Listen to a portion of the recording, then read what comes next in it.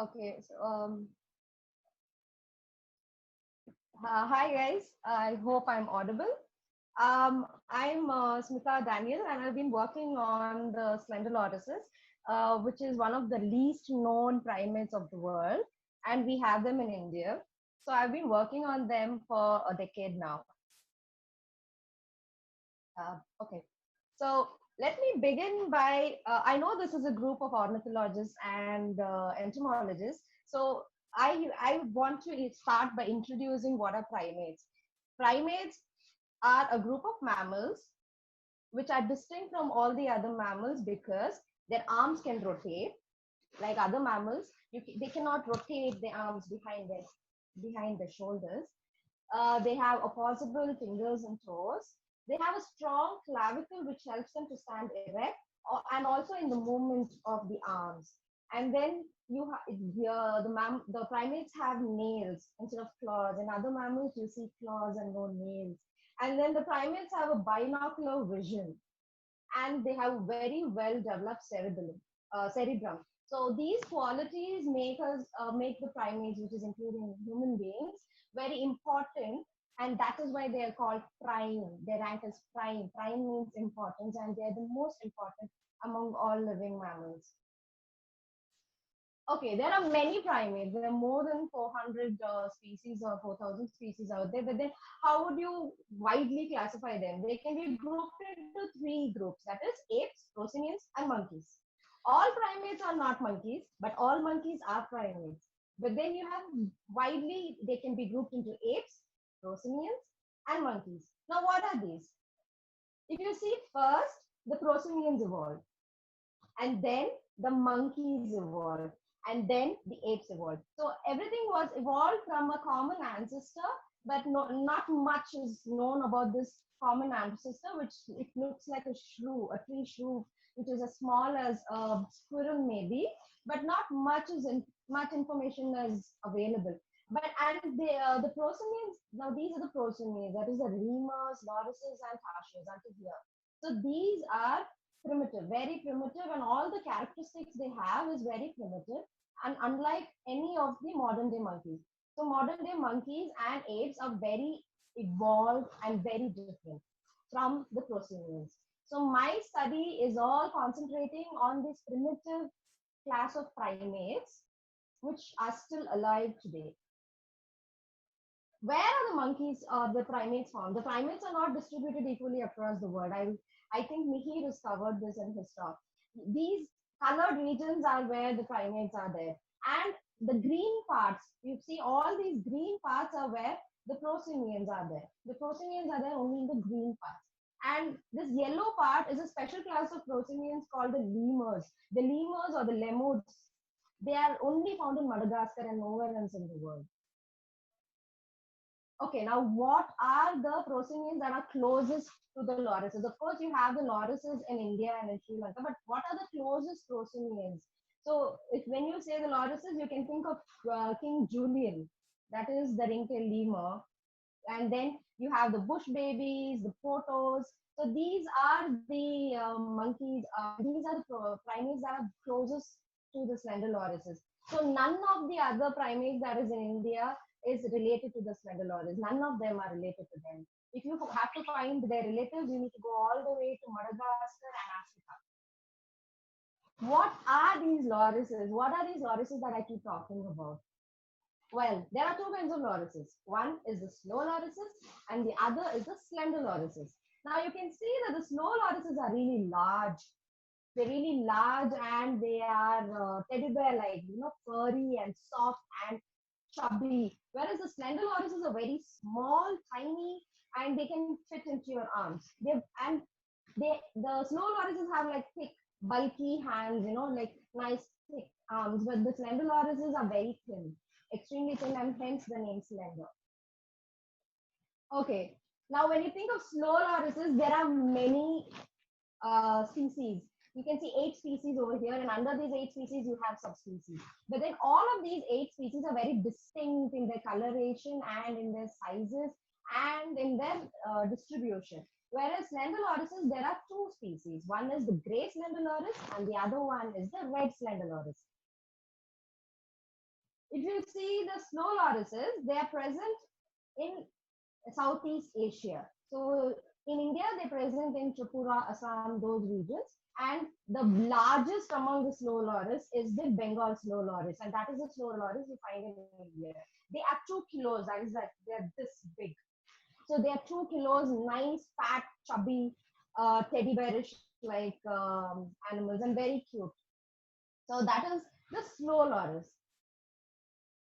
The slender lorises, on the other hand, the grey slender loris are found in India and in Sri Lanka, whereas the red slender loris are found only in Sri Lanka and nowhere else in the world.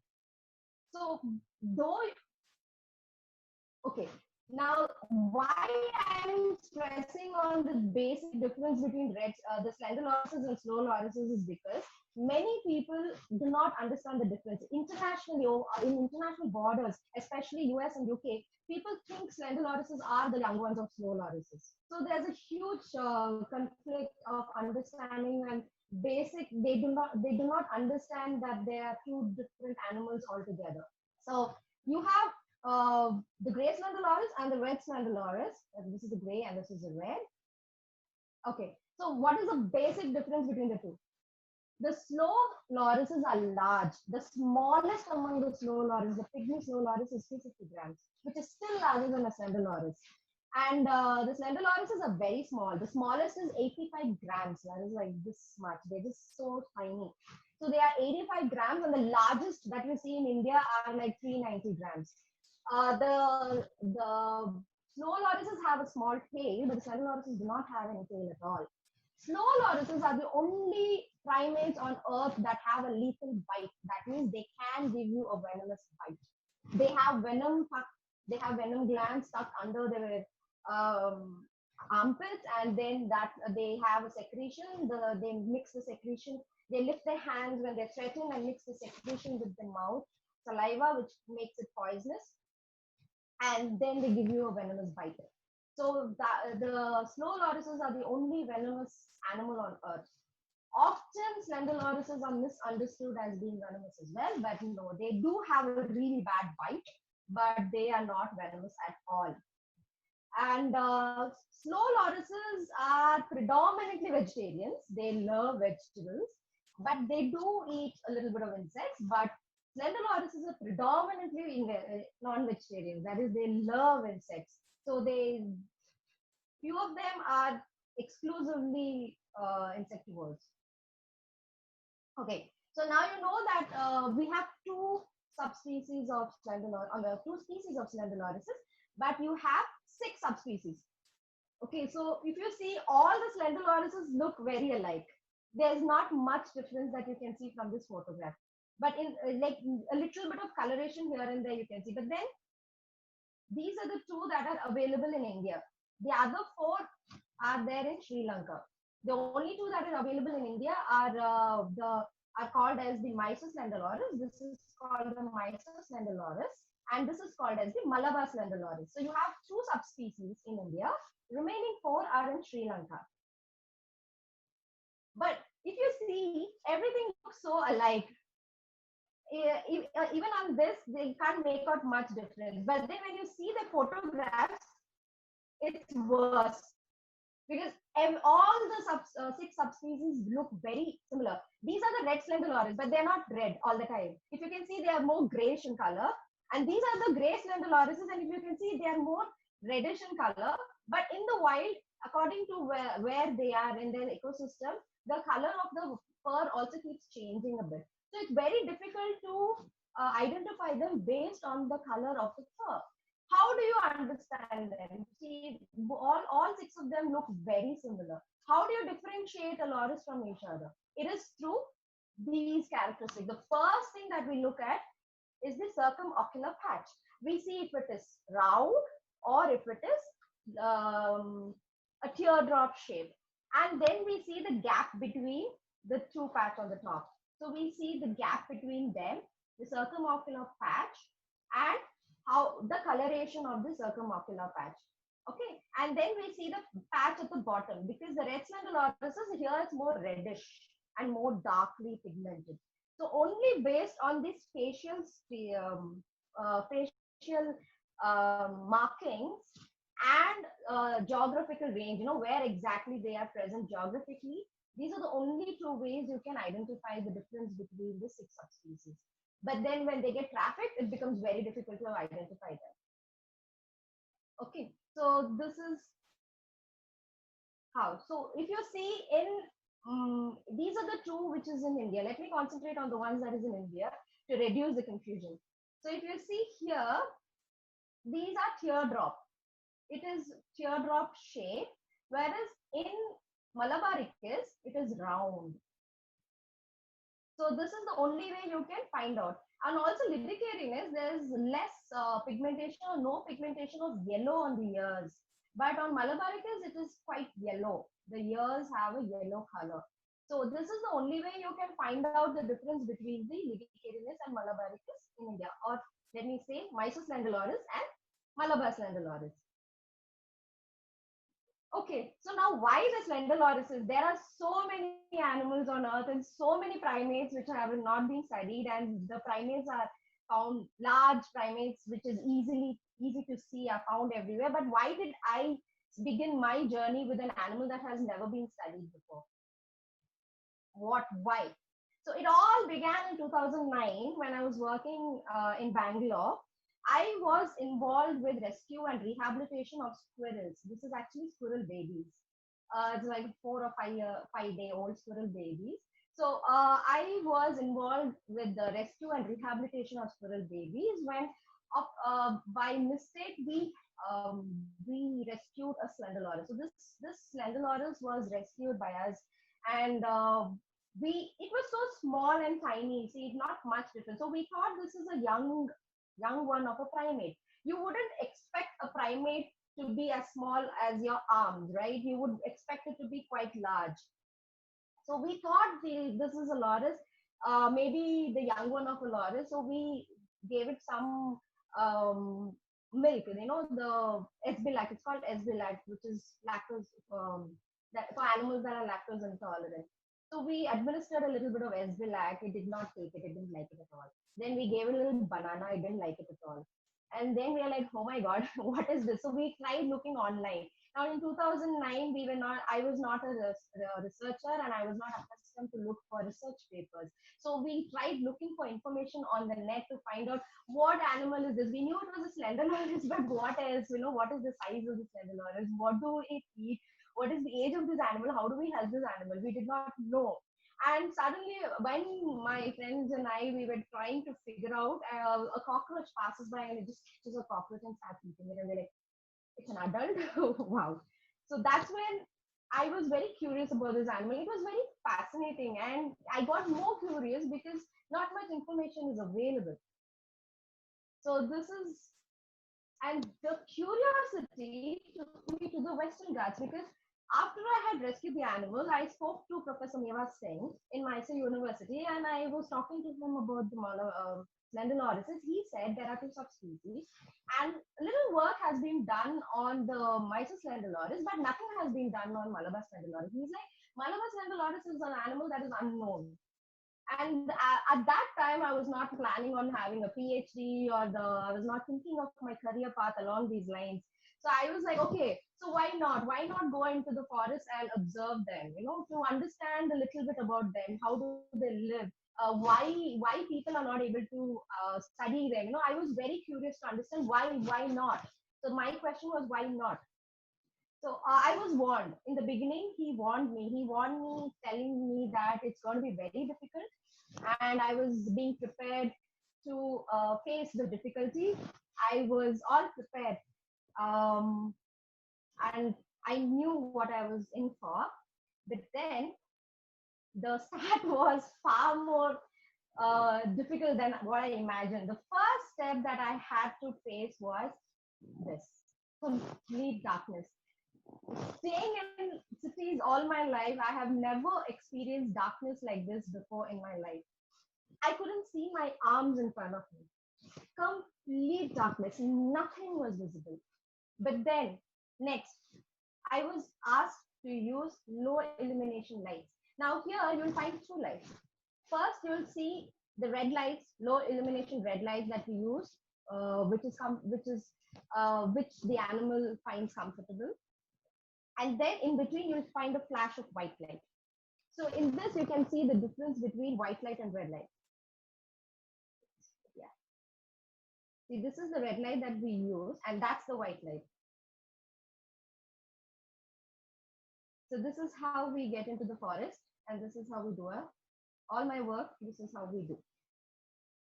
So the second thing was I had to get used to seeing with this low illumination red light, which did cause serious cases of migraine and eye problems. But then, yes, it was quite challenging, and it took me a while to understand how to work. And then it was not like a piece of cake that I just went into the forest and I found the loris. No, it wasn't like that. My first feasibility study, when I went into the field, I found one hunter who has seen lorises in the wild. I take him with me, and we searched and searched and searched for 2 days. And the second day, we walked more than 10 kilometers in the mountains, and we searched and searched, and we couldn't find any loris. At 2 a.m., I was exhausted. I couldn't walk anymore. So I just sat under a tree, and my tracker was like, "Okay, ma'am, I'll just try finding some loris around here." I was like, "Yeah, go ahead." So he goes searching for the loris, and suddenly he comes signaling me, doing all kinds of dances. I was like, why is he dancing and why is he signaling me to look up? And there, that first loris. And that was the moment when my breath was taken away, and I was like, wow, it's completely worth it. And yes, that was the day when I decided that I am going to find more about the lorises, and let's see how I can find. Another thing that I observed from my feasibility study is when we all have five sensory systems. So when us diurnal animals, when we look at something, the first sensory system that's activated in us is our eyes. So first we observe, and then probably we hear, and then the smell. But then the lorises are first agitated by sound, and then they smell who's around them, and then they come out to see what is happening. So this also meant that if I have to study the lorises, it would mean that I need to get them used to my smell. Now, how do I do that? Now, unlike other primates, which takes us around a week or so to habituate them, few other primates maybe a month. All you need to do is keep walking in that area for like every day. But for the lorises, because the smell was important, I had to wear unwashed clothes with my smell radiating from it for more than a month every day. So every day I had to walk the path with my stench, and everybody who came with me had to wear the clothes that had my stench in it, so that the lorises are used to my smell and they would respond better. So this is how much I saw of the loris. This is my first sighting of the loris, and this is how much we can see. I mean, this is 80% of the time, this is how much you can see of a loris. That's it, the eyes, that's all you can see of the loris. But then sometimes you get a better vision. Can you spot the loris? I'm going to give you a minute. Yeah, that is a loris. And this is a great sight. This is a loris. And this is a great sight. So this happens maybe for a few seconds, and then the loris disappears because you see that the place is very dense. So then my next struggle was that I have to study an animal that's hardly visible, and I was aiming at studying the behavior and the ecology, behavioral ecology. I'm like, how am I supposed to study the behavior of an animal when you can't see it? So then it came by practice. Then again, I had to start practicing to spot the animal and observe what it's doing when only so much is visible. Okay, so this was my story and my struggle, but then let's look into how much I have studied them. Like now, 6 years down the line, I have learned quite a bit about them, and I have studied quite a bit about them. So Let's go on with the lorises now. Okay, so now you find two different slender lorises in India. One is the Malabar slender loris, and then you have the Mysore slender loris. Now, why is it very important to know the difference? Because the Malabar slender loris live only in wet forests on the Western Ghats, and the Mysore slender loris are found in everywhere else in the Indian peninsula. They are found up to Maharashtra. Actually, it goes up. This map was made long ago in 2013, after which you see that they are present in Andhra Pradesh and Maharashtra as well, but surveys have not been conducted yet. So they distinctively, the Malabaricals, they love the wet forest, whereas the Mysore slender loris, they love dry forest. So now if you interchange them, probably they will not survive. And hence it is very important to find out the difference between them. This is the habitat type. Now if you see this is the forest where I did my study. This is the basic habitat preference of a loris. They don't have many requirements. They don't need specific trees. There is not a list of tree species that the loris is like. They can live on any tree, but they have to have continuous canopy. Continuous canopy because lorises never come down. They're arboreal. They love to be on the top. So they need a continuous canopy for connecting. Yeah, so they need a continuous canopy for their movement on the top. And second is they need a little bit of human presence. You'll be surprised to know that lorises are not found in deep forests. If you go into the deep forest, you won't find them. They love to stay along the edge of the forest, or they love to stay among human beings. But they're so shy that you won't even know that they exist in your garden. You would have lived your life with them in your garden, but you won't know that they're there. So, and the third thing that they want is they want lots of insects. Anywhere where there is lots of insects is where the lorises are very happy. And fourth thing is they need darkness. So the street light, even the moonlight affects the movement of the lorises. The activity of the lorises even um, affected by the moonlight. So if we conduct our surveys when there is moonlight, we don't find much lorises because the lorises go into the foliage. Their eyes are very sensitive that they don't even like moonlight. So if you want to deforest a habitat for the lorises, you need to make sure that there are no street lights around there.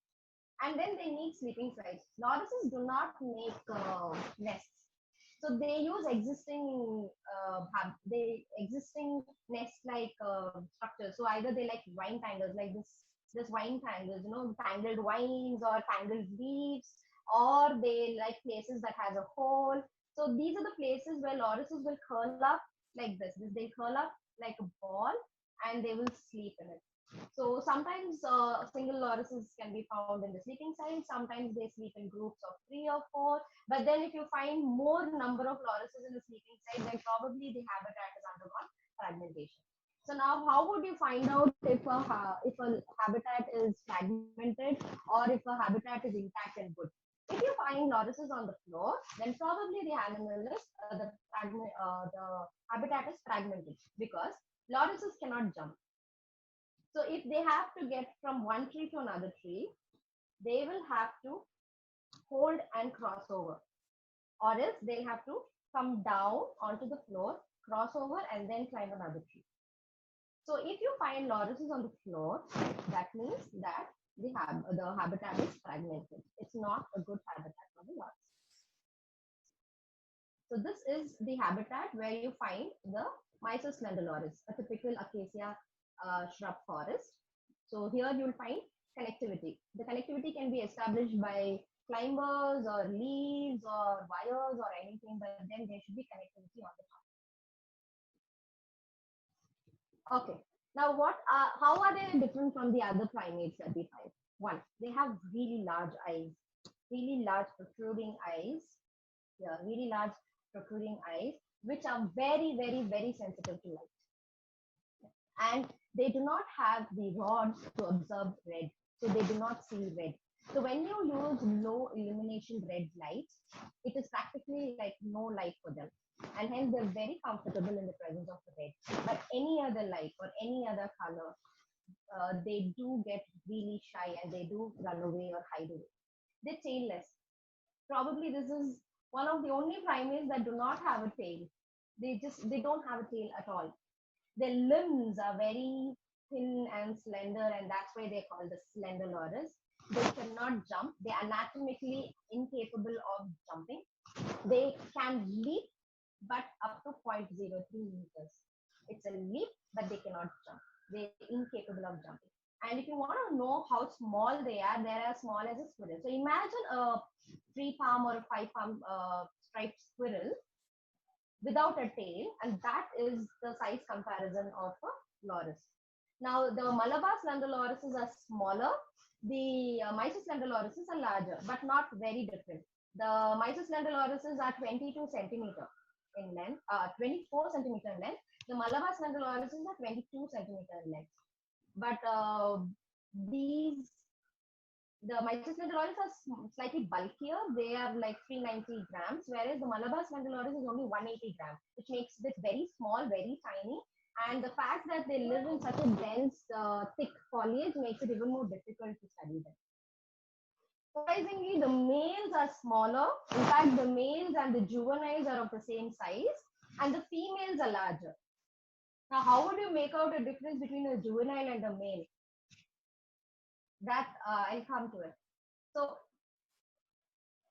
typically, in any mammal, the males are supposed to have a protrusion. But surprisingly, this is a male. See, no protrusion. And this is a female.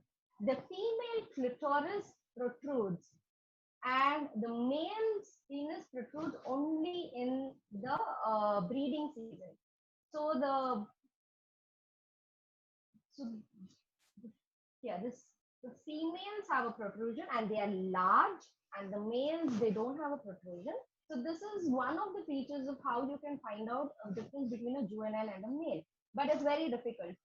Sometimes you have a juvenile male and adult male. So it's very confusing to identify males and females. Males and juveniles. But with practice, we can't kind of looking at the other characteristics in the body, we try to make out the difference, but that comes with practice. Little size, they have at least one or two. So here, this is from a Sri Lankan slender loris. This is not an Indian slender loris, but I have this picture is very clear, so I thought I will use this. Okay, so here is a video of how a slender loris is crossing from one tree to another tree.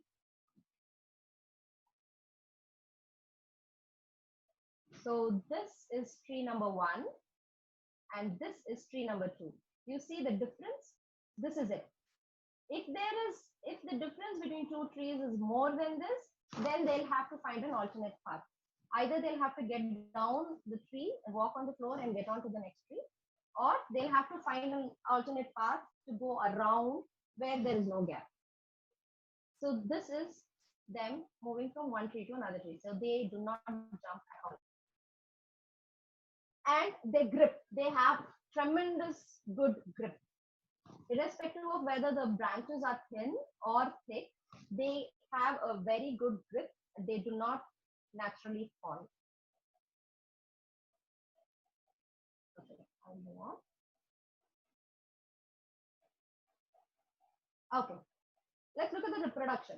Now, let me remind you that not much work has been done on the lorises, basically because you cannot see them, and in captivity they cannot last long because they undergo stress, and stress kills them. So it's very difficult to study them in captivity. But there was one work that was done in Duke, California, Duke University, California, and that gave us quite an amount of information on the lorises. Apart from that, little work has been done in India and Sri Lanka as well, but information is not as vast as in other primates. So the lorises have an estrous cycle, and when a female is in heat, she will be heat only for 24 hours. And within that 24 hours, you have lots of males following her, lots of males fighting with each other, and there will be other females also around. So you have lots of communication, and the lorises come together only during this time. Oh yeah, one more point. Lorises are solitary. They live alone, and their home range is 100 meters. So if you find a loris in a good intact habitat, if you find a loris, one, then the next loris you can find after 100 meters. So only during breeding time do you see lots of lorises with each other. And their polygynandrous mating system. That is, the female will mate with multiple males, the males will mate with multiple females. They don't have a mate for life concept with them because they're solitary. They do not live with a mate throughout their life. So that concept doesn't hold good for them. And they have many mating rituals where the male keeps following the females, he keeps sniffing the female, and the male will know that the female is going to come into estrus soon, and the female will fight against the male to drive it away. And then you'll have other males trying to come in through the cycle gap. So then ultimately the female decides whom she mates with. And this is how a copulation happens. Sorry. This is how a copulation happens. So the female is suspended from the ground and the male will mount on the female. So this is how it happens. And once the female is pregnant, the gestation period is 165 days. Again, it differs from loris to loris. And we are not very sure which loris has how many days of gestation period. That data is insufficient, so we are not very sure. But in general, it is 165 days. They have 1 or 2 litter size. In Malabaricus, that is the Malabar Cynandrolaris that I have been studying on, I have never seen more than 1 litter. They have always had one. In certain lorises, they breed twice a year. That is during June, around June, and then again during the rains, that is September, October. But in Malabar Cynandrolaris, they have only one mating season, that is July to September during heavy rainfall. And then the birthing season starts from December to February. And then the mother will have the infant with her up to the age of 3 months, and then she will start talking the infant. And then when after 5 months, the infant is driven away from her home range, and the infant has to find its own home range. Like it has to, she or he has to find his own home. So then he is driven away. So that is the reproduction. Vocalization, I'm sorry, I don't think people can hear, but then they have a, can anybody hear? I'm not sure if you can hear. We tried and tested it, but I'm sorry, you won't be able to hear. So loris is, okay. So lorises are strictly nocturnal. They do not come out in the daytime. They're strictly nocturnal. All the movements are in the night. They wake up at around 6 o'clock and then they sleep at around 4 a.m. And throughout the day, they keep their eyes away from the sun. So they're like they are within foliage where they cannot see the sunlight or do not have the sunlight falling on them. So how do they communicate with each other? How do they give warning signs? That is through vocalization. They have a typical whistle, a very shriek, high intensity whistle. I hope I mean maybe you can write to me. I'll send you the whistle. So this is a very typical whistle of a slender loris. And recording of whistles in the wild is very difficult. It's not like you like in owls or in other nocturnal birds where you can give a call and they'll give a feedback call. That doesn't happen with the lorises. They're very moody and they decide when to give a call. And normally when you are under a loris or when a predator is around a loris, they do not give calls at all. They're very quiet. They become very quiet. So typical whistle is used for communication. They start with a call and then they end their day with a call. In between, they use whistles for communication.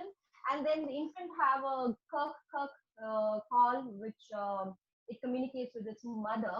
And the only call that I found very distinct and which is not even relating to any of the other calls that they have is a copulation call. Now, in Malabar slender loris, this is a copulation call. But then in other slender loris in Sri Lanka, it is a fight call, or when the female doesn't want the male to disturb it, that's when she gives the call. So there is still confusion as to what the call is used for. But this is the call, it goes like, this is the only call I can make. Sorry, the whistle is like very difficult to make.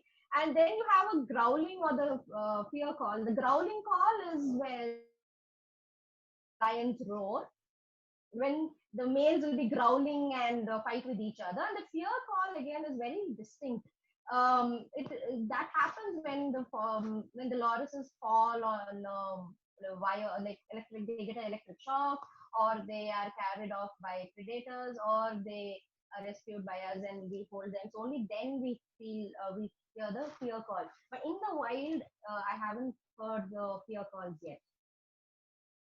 So this is the vocalization, and this is how they communicate. All the communication the lorises have are through vocalizations. Okay, so I think, yeah. What do the lorises eat? Well, I know this is an entomologist group, and you will know a lot about the insects. But let me begin by telling you, I do not know much about insects, and you know how small the lorises are, and you know that it is being used very less intensity light. So we know the group of insects that they eat, but we cannot tell you what insects they eat. We know that they eat insects from Coleoptera because we've seen them.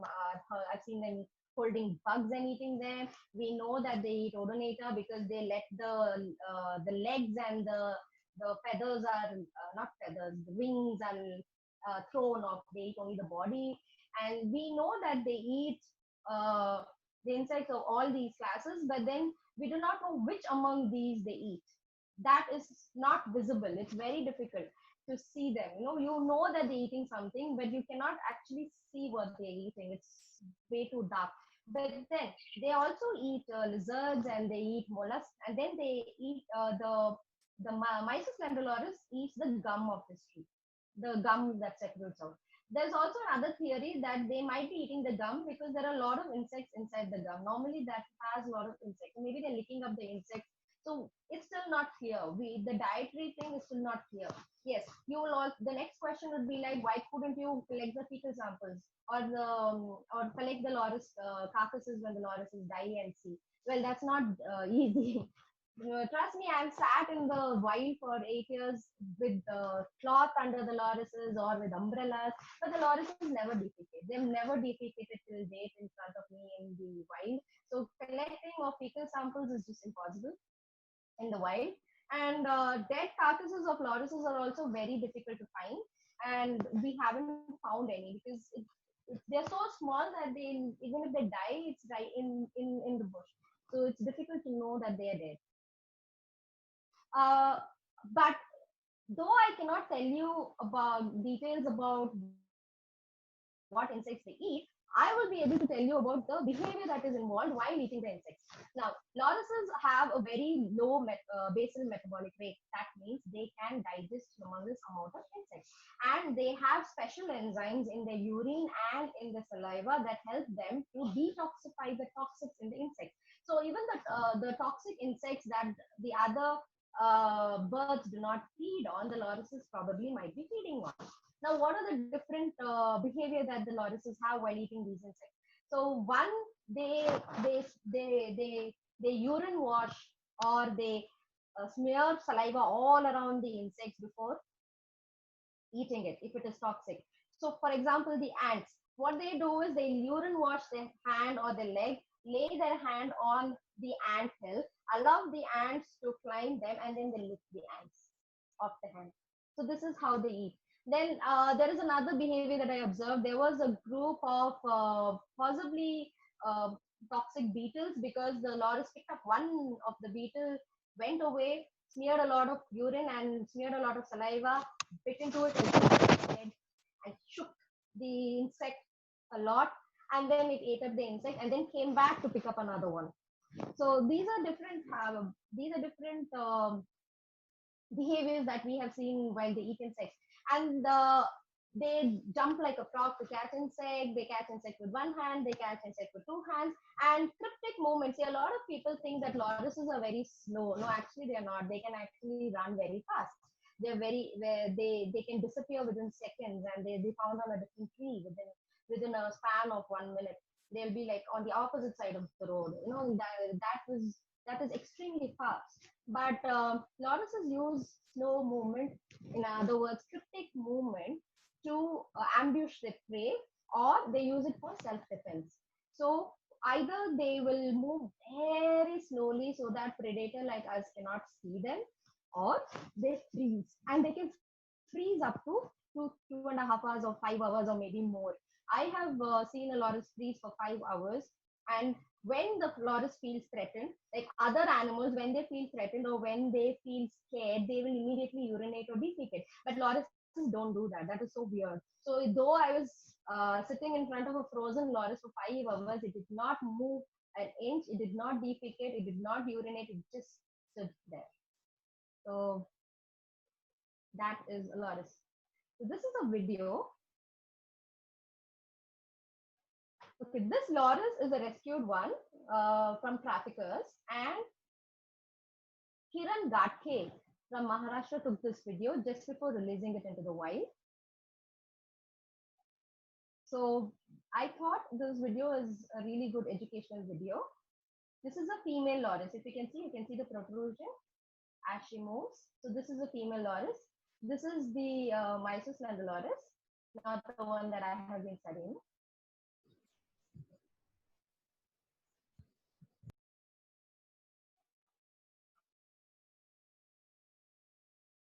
So you can see that they not only move on twigs, but they also move on sticks. So they have something called as the tooth claw.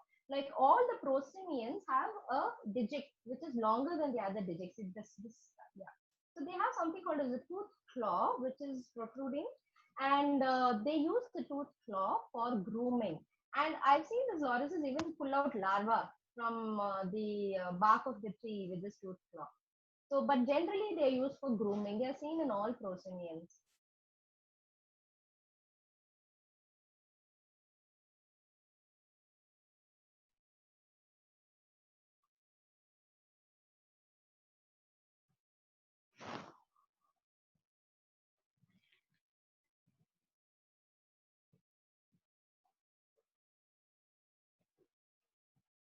And another distinct feature is the females have a flat bottom and the males is V-like. That you need to see very clearly because it's not always visible. So here, this loris is caught a lizard, and she will sit in a comfortable position and feed on the lizard.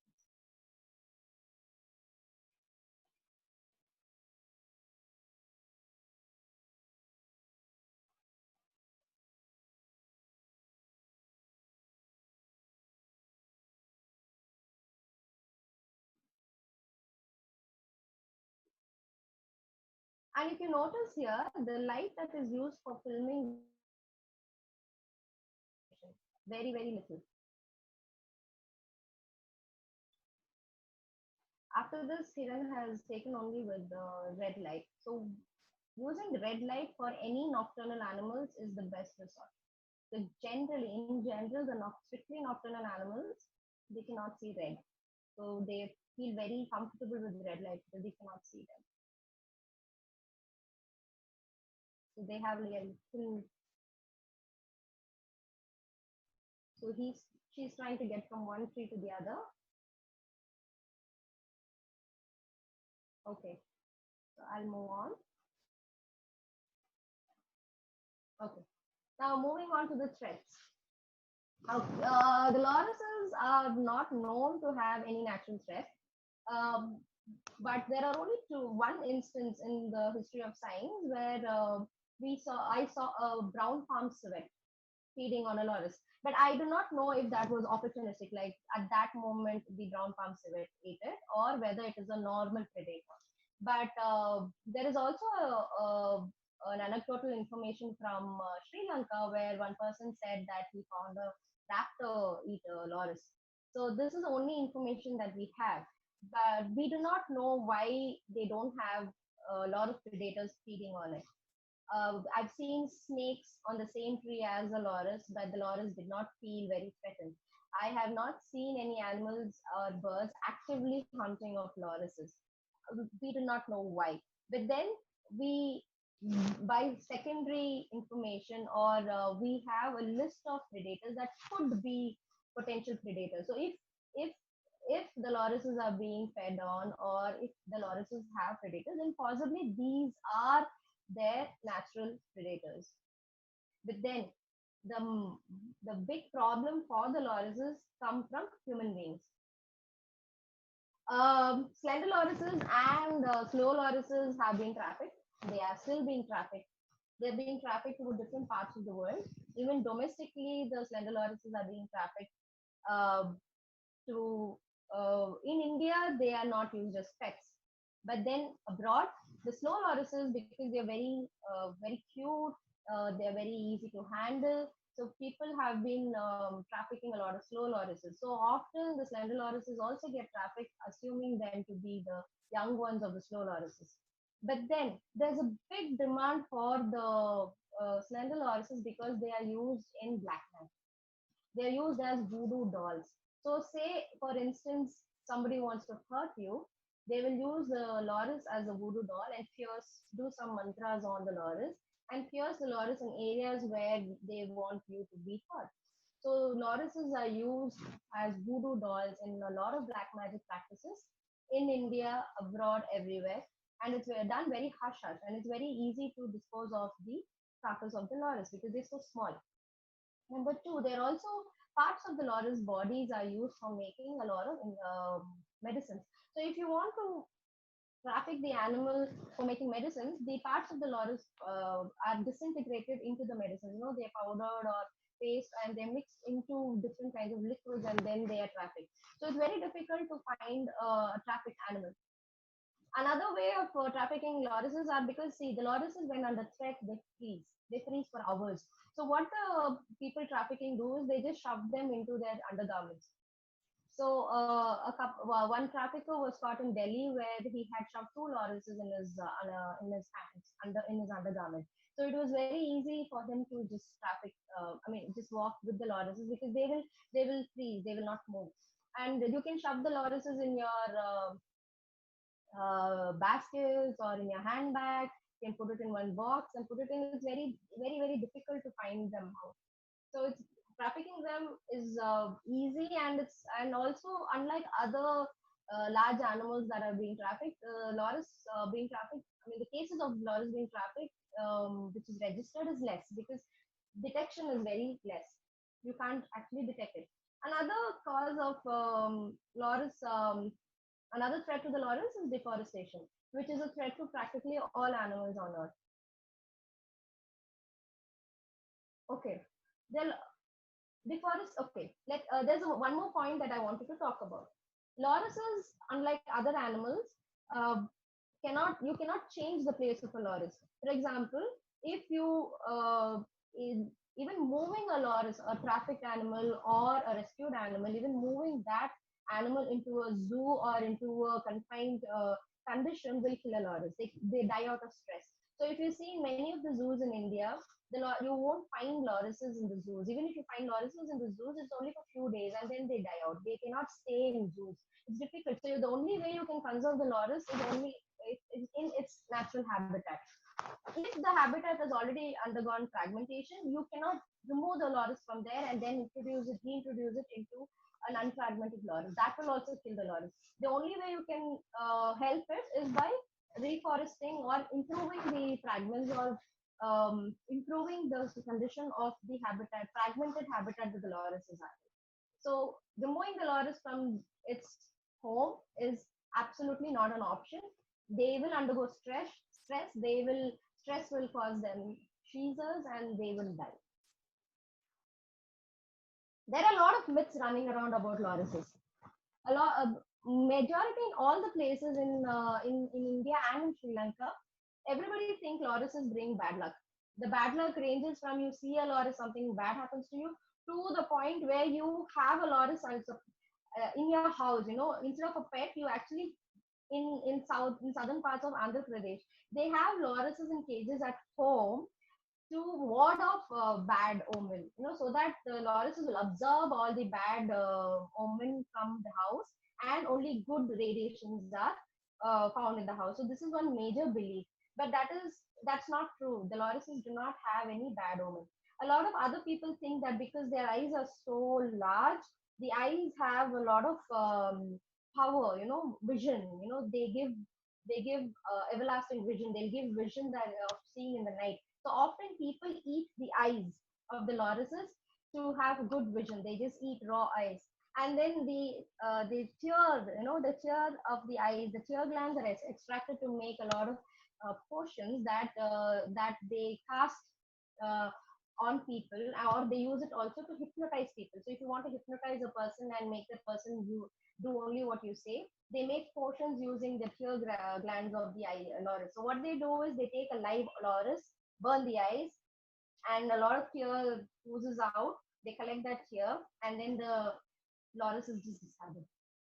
So this is a very, very gruesome act, and which is still prevalent now. Uh, while using it as voodoo dolls, live lorises are pierced everywhere, and then this loris is let loose. So often, what people do is once they are done with the loris, and if the loris is still alive, they'll just dump it in the habitat where they got the loris from. So what people will assume is when rescuers go to rescue the lorises, they assume that the loris has fallen off the tree. But technically, from the data that we have and from all the studies that we have seen, lorises have a really good grip. They cannot fall off a tree. They do not fall off a tree. So if they are found on the floor, probably there are other forces that have got them there. And if you see lorises along the road, tar road, then that is definitely a case of trafficking where a person has dumped the loris after the work is done, or maybe he had the fear of getting caught, so he had dumped the loris there. Because lorises have not been seen on tar road. But in fragmented places, what happens? The lorises are so small that they do get onto the floor to get to the next tree. They're so small and so camouflaged in the dark that even a cycle going on it can kill it. So that a lot of loris dies accidental deaths, road kills of the loris, you can call it, but by cyclists, not even vehicles. So a cycle, or you can easily walk on a loris and kill it, and you wouldn't even know that you walked on a loris. You would have thought it is some squishy, squashy stone under your leg. So they're so tiny, and you cannot see them in the night, so it's easy to just walk on them. Anyway, so there is also a belief that the loris can lick away the bad parts of your body. For example, if you have cancer and the loris comes and licks the part, then your cancer is gone. So the lot of people who carry lorises in wooden boxes so that they'll go to house where the lorises are forced to lick off all the ailments from your body. Um, then yeah, the good vision. Then there is also among this is very popular among the Western Ghats where the women think that a sight of the loris will make them barren. So the women do not see lorises at all. So if a woman has to go for wood collection, she will be chopping of woods and creepers and all. So chances of seeing the lorises are more, even during daytime, because the loris is probably sleeping in those sites. So there is a common practice where they kill the lorises in the area where the women are asked to go and collect wood, so that she doesn't get to see a loris. Yeah. Can I go on? Okay. So there are lots of myths. There are lots of myths. I'm just telling you few of the myths but then there are lots of myths that revolve around the lorises, and all the myths revolve around the fact that lorises are evil, and they're all negative myths. I have not come across any positive myth for the loris yet. Okay. Another thing is here. This is a roadkill. This is where a cycle has gone on a loris. So the thing is, the cyclist did not even know that the loris is there. So he's just gone on the loris, and the loris has undergone severe injury. So this is how you can traffic a loris. You can just put it in your basket and go off. You won't even know that the loris is there. And the loris has identity crisis. Yeah, this is a big problem because even if you rescue a loris, what happens is when I was working in the Western Ghats, the Mysore slender loris was rescued and brought to me. Now I cannot even release it in the Malabar in the Western Ghats, and the time that it takes for me to take it back into the habitat of the Mysore slender loris, the loris is going to die. And there is no guarantee that the loris will survive after I release it into the wild, because that kind of study has not been done. No one knows if the loris has withstood the stress of being rescued and then released back. We do not know if they have survived in the wild. So such practices happen because even the forest department do not understand the difference between the two loris. The coloration is almost the same, and it's not very easy to find from the circumocular patch as well. So releasing of lorises in different habitats happen on a very great level, and this is something that I am aiming to tackle by going in first training the forest department. So I have succeeded. I have successfully given the information to the Kerala Forest Department and the Chennai Tamil Nadu Forest Department in Chennai. But I'm still yet to educate all the others to find out the difference between the two, because releasing them in different places does create a threat to them. Another thing is you also need to know where the loris was picked up from. For example, you cannot release a loris from Madurai into Dindugal, or you cannot release a loris from North Karnataka into Arlam. That also creates a stress in the animal. So how do we release them? Where do we release them? What is the amount of stress? All these kind of study is still to be done. And we have no clue how to do this study, because even putting a collar on the animal or tagging the animal, that itself might kill the animal. So that is also another problem that we need to tackle. And then you have one big problem that's happening now. People, lorises do not live in deep forests. They live among human habitation. So right now, due to deforestation, a lot of lorises are being visible. So what happens is some silly people think that they are the young ones of a bonnet macaque, and they want to reunite the loris with the bonnet macaque. So they pick the baby bonnet macaque, which is the loris, and then they go and leave it with the bonnet macaque troop. And you can imagine the fate of the loris. And then there are other wildlife enthusiasts who are like, okay, this loris has come up into the human habitation. It's not supposed to be there. So they rescue the loris with good means, and then they go into the deep forest and release them there. Now, I do not know if these lorises can survive. I think they cannot survive. So it is very essential to educate all these environment freaks and newbie naturalists to help them understand the habitat of the lorises. And also the lorises, they need to understand the lorises are not going to venture out more than 500 meters, because their home range is around 100 meters, 100 square meters. And even if you find them displaced, they'll be displaced only like half a kilometer away. So their home range is somewhere around half a kilometer. But then if you find no home range or habitat there at all, then probably they're trafficked. But how would you make out the difference? So this is a big issue that we will have to deal with. So this is one example where this guy,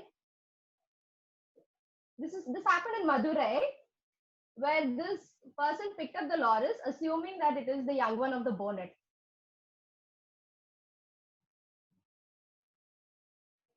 So this is a typical habitat of the Mysore slender loris.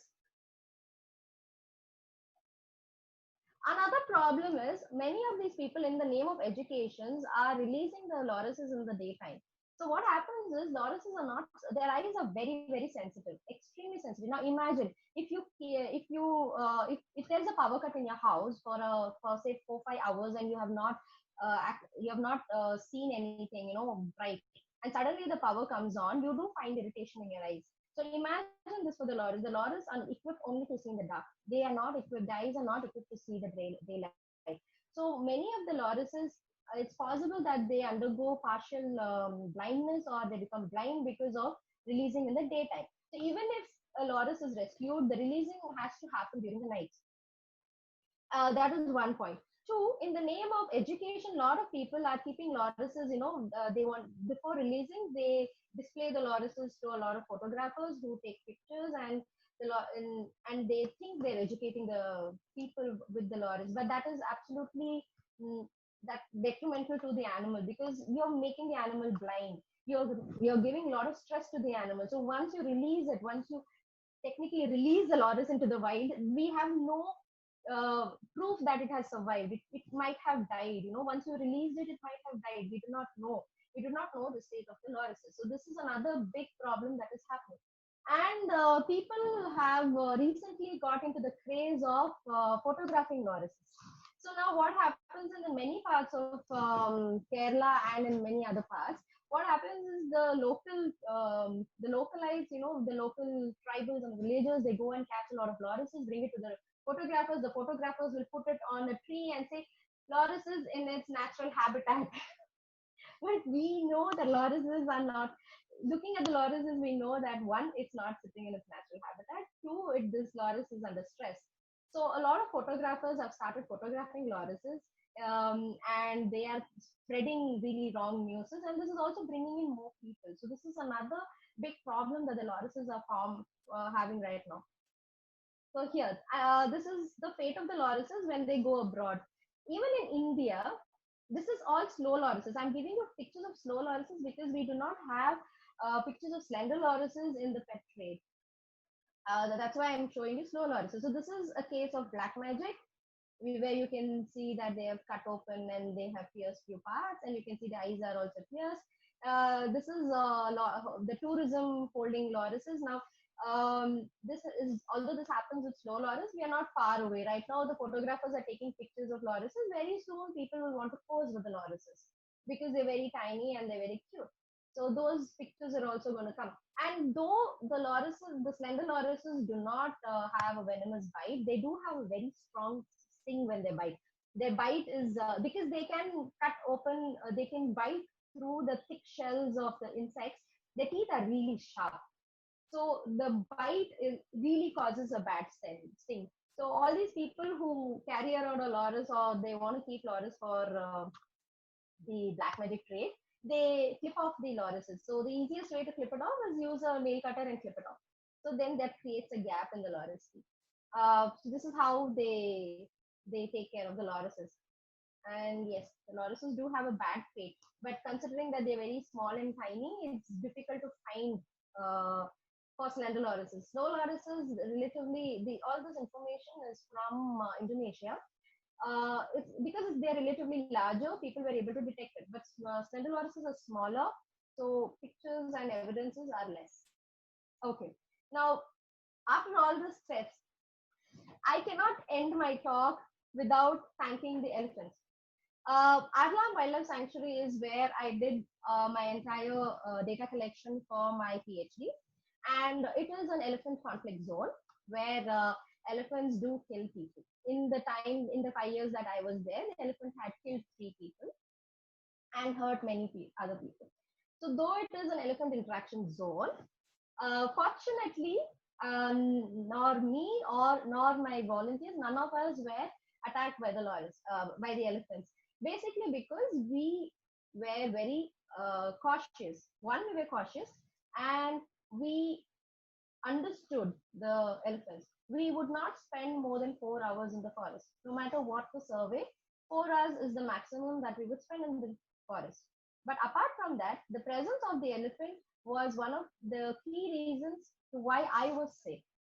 Considering I was living alone, and considering this is a very rural part, you do have villagers who are very curious to know what I am doing. But because of the fear of the elephants, they would stay inside the house after 7:30. No one would come out of the house after 7:30 because the elephants are walking around. That gave me complete privacy to venture out into the forest with no one disturbing me or no one harming me.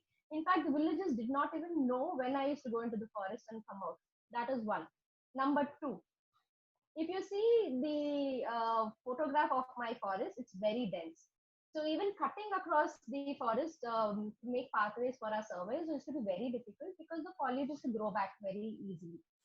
So we used to follow the elephant paths. So the elephant used to walk through this very dense foliage, creating pathways for us. So we just stuck to the elephant pathways. That made our work so much more easier and life a lot more comfortable. So that was two. Number three, the elephants used to defecate everywhere. So that dung used to create a lot of insects. Now the lorises used to be attracted to these insects because those insects are not only on the floor, they will be everywhere in the area where the dung is. So that gave us more proximity to the lorises to collect a lot more data. In fact, all the videos that I have taken is when around this elephant dung. So that is when the lorises descend down, and that is when I could take good pictures. So the elephant encounters were at least 2 or 3 times a week. Almost every day, I will have some kind of encounter with the elephants. But then, because we use very low illumination light, we do smell them. We have a lot of respect. We give path. We don't come on their path. We followed all the rules laid by nature. They were very hospitable. They allowed us to work there, and I'm greatly in depth with the elephants. So a lot of people think that just because there are elephants there, there are sloth bears, there are tigers, doesn't mean we should stop our work. We can still work there, but then we have a lot of rules that the nature has laid that we need to follow. We need to respect nature, and nature will respect us back. So this is what I learned from these mighty creatures who killed my neighbor but left me alive. Questions? Anybody? Yeah, thank you, Smita. That was really amazing.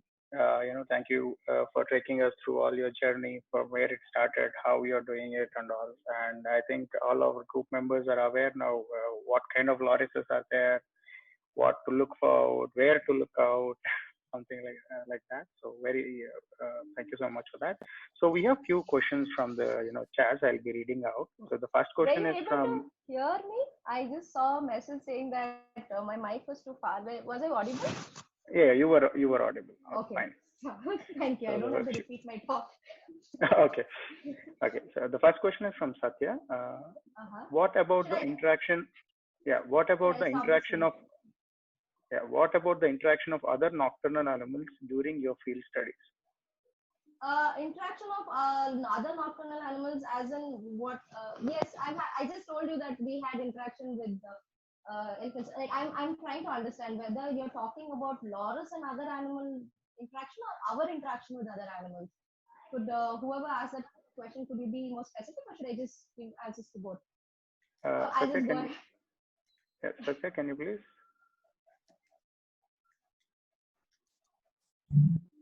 Hello. Hi. Yes, Satya, please.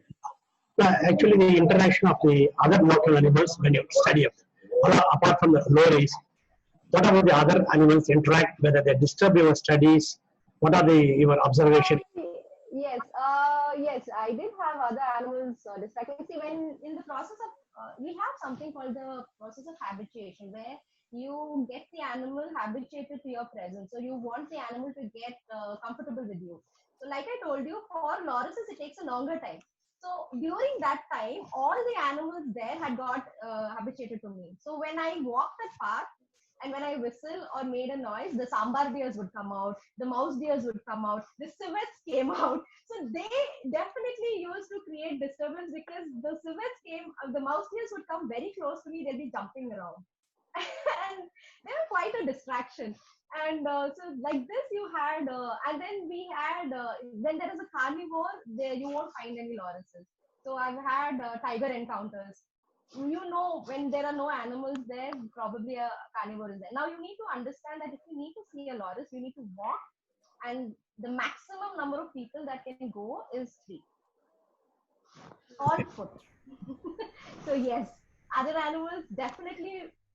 I wouldn't say a disturbance, but a distraction. Yes. Okay, thank you. Yeah. Next question is from 92. Why do they have such large eyes if it's not its first primary sensor organ?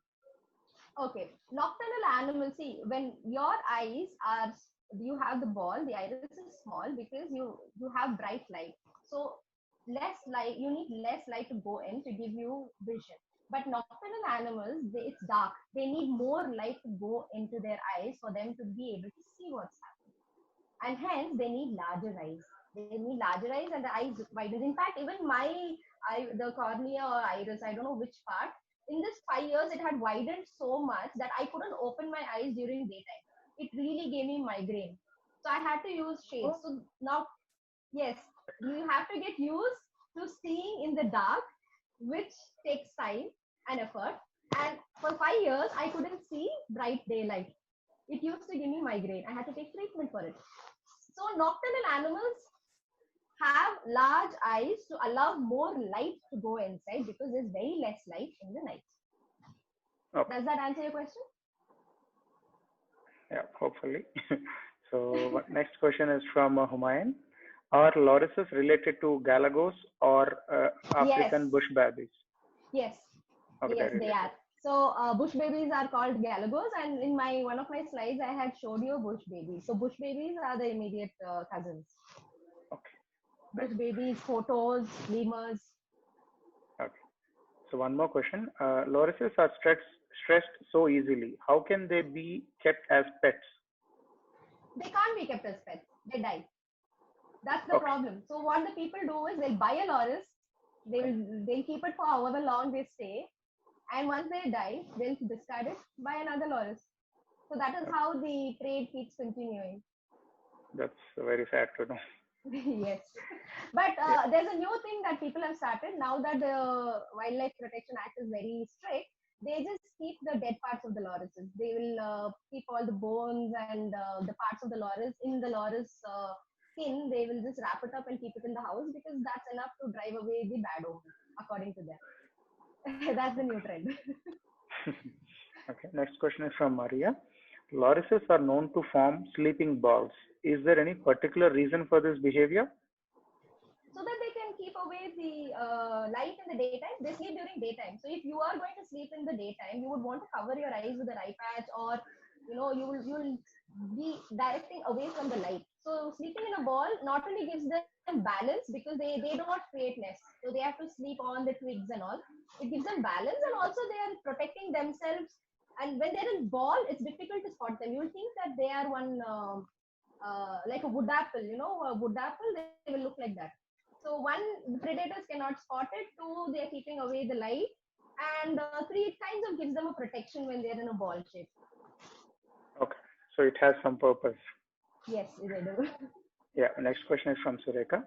The torture that slender lorises are subjected to is mind-numbing. Please suggest ways and methods to get into slender loris conservation. There are many ways you can help conserve the lorises. One, you don't have to go into the forest and learn about the loris to conserve them. You can conserve them from the comfort of your house. For example, if you are a good storyteller, probably I'm a scientist, I'm not a good storyteller. Probably you can join hands with me and make up stories that I can use in storytelling, or you can have awareness camps, little bit awareness here and there where you can tell them what to do. Or if you are good at say web designing, you can make a website for me to help correct information. I mean, you can, from the comfort of your house, from the comfort of what you're good at, you can do whatever you want. If you are good at walking and conducting surveys, you can join me to conduct surveys. Or the least you can do is post me if I am coming there for a survey. I mean, you can do anything. You tell me what you want to do and we can figure it out. Okay. Okay. Okay. Next question is from JVD Uncle. To analyze the beliefs and opinions of these myths, etc., an ethozoological approach is needy. Is there any work being done in this regard? Okay. Right now, I am establishing the base information that's required for the loris. For example, how would you determine a fragmented habitat from a non-fragmented habitat? Even this information was not known.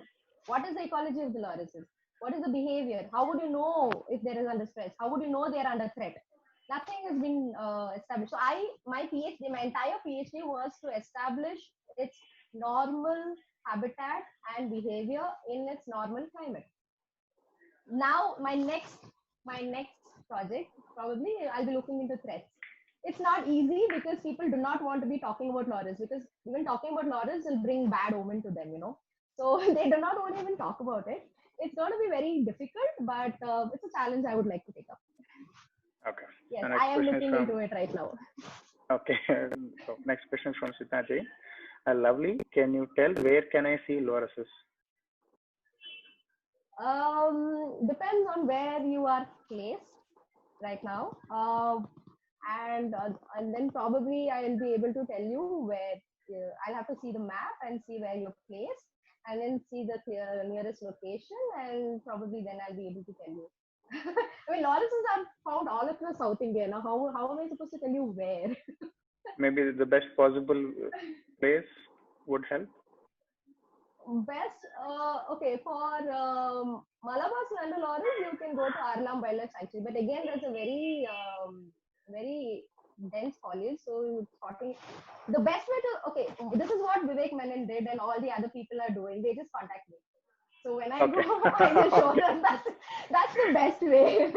Okay, simplest. That's what is happening, you know. So you try to do it on your own, you might disturb them, and you'll have other problems because there are sloth bears and other things in the habitat. So best is to go with the person who is studying the loris. Or there are a lot of videos available. That's a better way. You can sit at home and see a loris. Okay, so next question. What type of venom do slow lorises have? The study is going on right now, and I very recently I am not sure of what kind of venom because the study is still going on right now. I know that they do cause uh, an allergic reaction, and the animal dies of anaphylactic shock due to the allergic reaction. So the type of the venom is something that I'm not very sure of because that is being done on slow lorises, and I don't work on slow lorises. But I can get you the paper. It's very recent. If you write to me, I can get you more information. Okay, Smita, thank you. Okay, Ramakrishna Garu, I think your question is answered. What are the conservation measures you suggest for this species? I mentioned a lot. yeah, Ramakrishna Garu, yeah. Okay, next question is from Mario. Is the bite of the slow loris venomous for human beings as well? Only one person has died, but you will get, it's a very stingy bite. So you will get a very bad reaction to it. But how you react depends on your body. But till date, only one human being has died. Okay. Next question is from Lima. Do female slow lorises live in exclusively female social groups? No, it depends. It depends from area to area, and also they are solitary. They only sleep in social group. They are all solitary. Females and males are solitary. You don't find two lorises together unless it is the breeding time or after delivery of a baby, you'll find one female doing the midwife and stuff like that. So the social groups is not this concept in lorises. But they do sleep in groups. And if you find too many lorises sleeping together, then it's a fragmented habitat because they have not found any place, so they're just clumping together. But in a natural habitat, you'll find less lorises sleeping. And males, females, they mix in that sleeping site. That depends on where that animal is. Okay. So next question is from Jennifer. If you spot a loris during the day, and since they are light sensitive, does it mean they are stressed, and should we take any measure? If you spot a loris during a daytime, okay, let me see. If you spot a loris in the tree during the daytime, then you have disturbed it. So it probably was sleeping and you have disturbed the loris. So please move away. Do not do anything. Leave it alone. But then if you see a loris in the daytime, probably on the ground or somewhere, just put it in nearby. If you find a tree, just put it in the tree. But then if you are not finding anything that looks like a loris habitat, then you need to hand it over to a rescuer. But this is a very tricky question, and we need to take it case by case. Okay. So next question is from MS Ram. Okay, the question goes like this. Devangu, Devangapilli, Kadu Papa, the regional names of lorises are quite interesting and seem to carry their own stories behind them. Would you know any? I wonder how the name loris originated. I think the loris, I do not know how loris originated because the name was coined by Cabrera in 1970s, 1976, I think so. I don't know how it originated, but how the nicknames originated is based on its behavior. Like Kadu Papa. Kadu Papa is what it's called in Kannada. That means forest, baby of the forest. In Andhra Pradesh, it's called Nanganasi. Okay.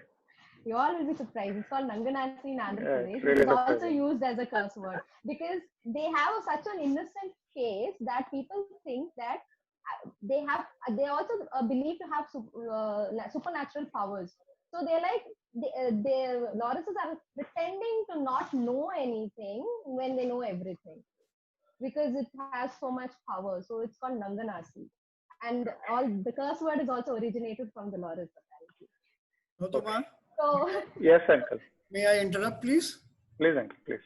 The origin of the word Loris comes from the Dutch word Loens, later also ascribed to French. okay. There's a slight variation of simpleton. Somebody Okay. wide-eyed. A person who pretends to be innocent, totally doesn't know anything, normally will have this very wide-eyed expression, which you normally see in small children when you perform some small magic tricks and stuff. They have these wide eyes there. So Loris with these wide eyes, it looks like a simpleton, doesn't know anything. Okay. Then But whatever that's you the say, origin of the word Nanganasi. It's yeah, not Loris. something similar, because I know it from my European language experience. Yeah, I've retired as a teacher of German, Uh-huh. so I know Good, sir. my. Something I learned today. Thank you. So from that experience of etymology of these words from European languages, and lorises, if I'm not wrong, were first seen by the settlers and described as such to the Western world. Yeah. So for them, the word had to be something to do with what they were familiar with. So learns from the Dutch and Probably. later the French word. So that is the Probably. information that I have from what I have been reading up on animals and stuff in these foreign languages. Yeah. Probably I did not get this information because I can't read anything other than English. But this is good, sir. Good for Maybe you. I'll put it in my papers. Yeah. Maybe Good for I'll you. get Good this. for you. Yes, yes. Thanks a lot. If you- Thank you. Yes, Thanks, thank you. Thank Gautama. you, uncle. Thank you. Thank you so much, uncle. Gautam, That was really one direct informative. question. Can I ask Please, a direct Rajshekar. question? Yes, yes, Please, please, please. please. Smita, nice presentation. This I'm Thank an you. ecologist myself, and a few questions directly. Like, have you brought this wildlife threats to slender loris or slow lorises to the Wildlife Crime Bureau? I am working. Yes, I am right now. Yes, I have. There was one. Okay, these things should not be told in the open, but yes, I have done projects. I have Nothing. reported a No, lot this of domain cases. is like you can be safe in this domain. So safe in this Okay. domain. Yes. So Personally, I did. myself, I'm opening myself. I'm a Wildlife Crime Bureau volunteer, like since inception, since 20 years before the start of the session. Yes. And just So yes, I did. I did in Bangalore and in Tamil Nadu and with WTI, we have been opening up this item. And in fact, the rescuers, the PFA, CUPA, they were not aware of the black magic thingy. and They another thought question, that a lot. and apart from it, like this, I wanted to add one point because as you said, like this animal can be trafficked, but all our Indian airports, they wanted to like tell the other participants in this session. We have an such a fine nuances. Any traces of live animal is traced from the scanning systems in the airports, and there are also dogs which can trace out the if any live animal is being trafficked. And we have indigenous breeds also, which has not been roped into the Indian airport system. I've been working on some fine nuances also, but I'm citing to you like why don't the Wildlife Crime Bureau and other connecting dots as the elephant persons who put the like crackers in pineapple have been traced. This all those persons can be traced too. This is a question that I will also wonder, sir, because one, see, for example, many of the animals can be traced when it goes to the X-ray because of the heat. Lorises, they cannot be detected with heat because their body heat is very low. They have a very low metabolic rate. So the body, they don't have, the thermal detectors cannot detect them. Smell, again, I do not know. Because they are solitary, I do not know if smell plays a key role unless and until they are urinating or marking their territory or something. So maybe there are other components that we do not know about the lorises. So I am in a domain that is not known. So I do not have such answers yet. But yes, I am looking into it. You need to give me a little more time. Maybe I can partner with you and we can figure out why detecting of the lorises, traffic lorises is very difficult. This is something which we can do together. The Because snow in and lorises, on the other hand, are bigger, so you can detect them. Slender lorises are way too small. because my domain of expertise is on Eastern Ghats. I know the back of the hand because we have been conserving uh, slender lorises in the parts of Eastern Ghats. So that's I end my question. Definitely, sir. So we should look into this. Maybe now we find out why. Thank you. Thank you, Rajshekhar Garu. Yeah, the next question is from Maria.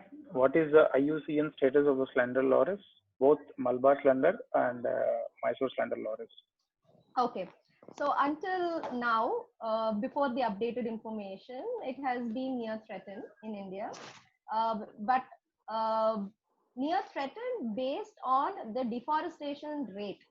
But we do not know if they are increasing or declining in numbers because ecology work was not done.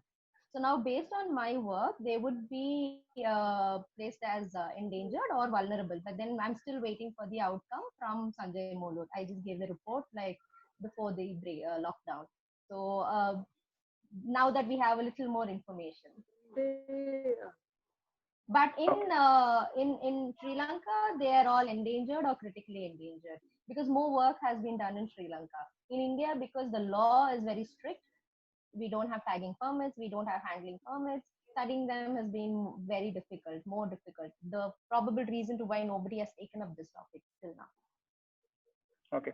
So, same question from Maria. Could you shed some more light on the parental care in lorises?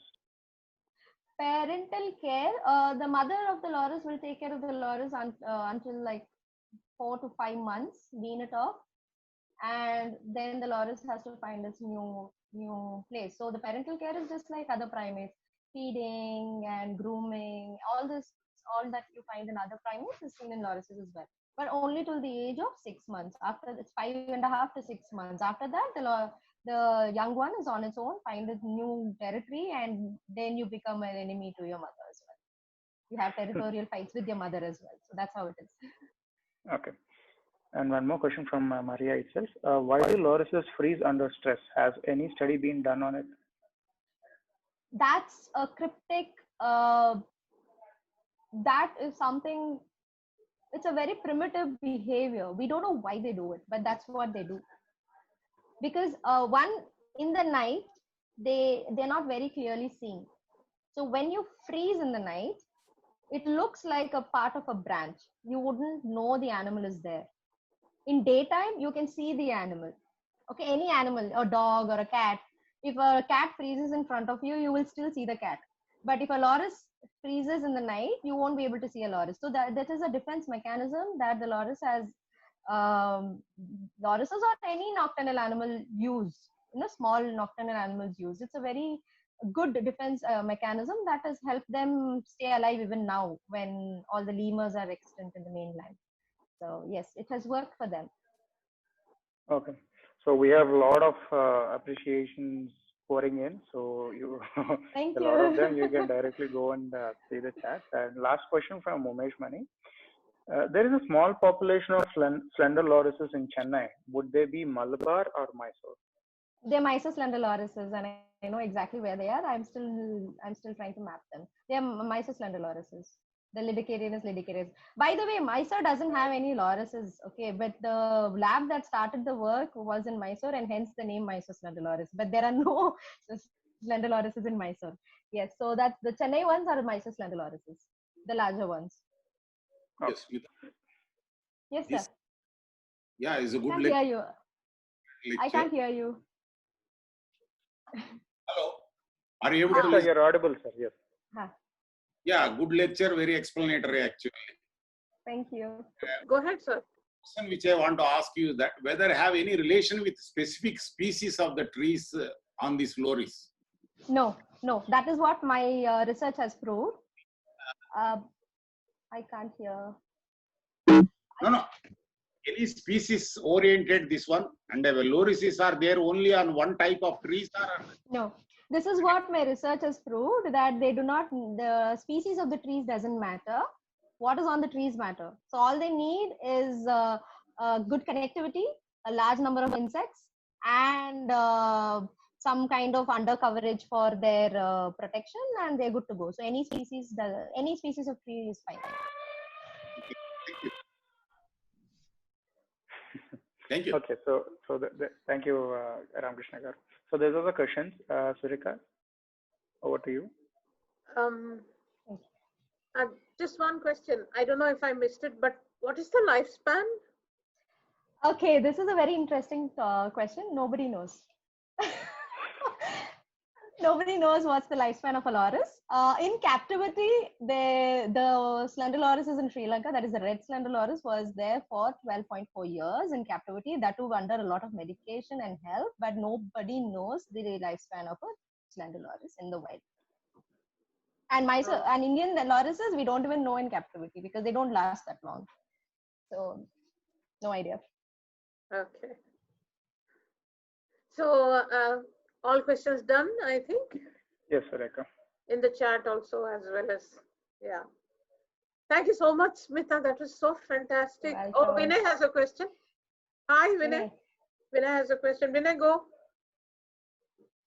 No, Sureka, I just gave a thumbs up for the presentation. Thank you very much. Thank you. So that is a compliment. Yeah. Great presentation. Thank you very much. Thank you. Yeah. So thank you so much, Smita. We learned so much today, and we didn't know that this little fellow is being tortured. Like, it was mind-numbing to listen to all this, and it made you feel like immediately get into conservation in some way. So I was happy when you said you could write, you could blog, you could, get in touch with me, and then we could do it together. I mean, I'm sure most of us in our society would like to do that. It's really, I think we must do something for that little one to, for our inner peace at least. Thank you very much. Thank you, Smita. Thanks for the research, and thank you for speaking to us. And guys, thanks to all of you for attending this webinar. Smita has been kind enough to bring in an animal which is either too unsung, unwebinared in our milieu. So thanks to each and every one of you for coming here. To know more about us, Deccan Birders, please visit deccanbirders.in and learn how to become a member, and then join us. Even if you don't want to become a member, just come and join us. I'm sure you will become a member, because that's the kind of things we have lined up for you. And we take you out birding, we take you out station, and we teach you how to count birds, and then submit lists to the Forest Department and Netherlands International, Wetland International in Netherlands, and we do a lot of things. Please join us. And Smita, you also must join us. Become a member. Definitely. Yes. Okay. Yeah. Thank you, guys. Thank you, and good night. Please await our more invitations for our webinars lined up. Thank you, and good night. Stay safe. Good night, everyone. Thank you, Gautam. Thank you. Thank you, Gautam, for hosting the show. Bye, Smita. Bye. Thanks a lot. Stay safe. Thank you, Smita. Thank you. So thank you all the participants. So yes. Good night, guys. Yeah.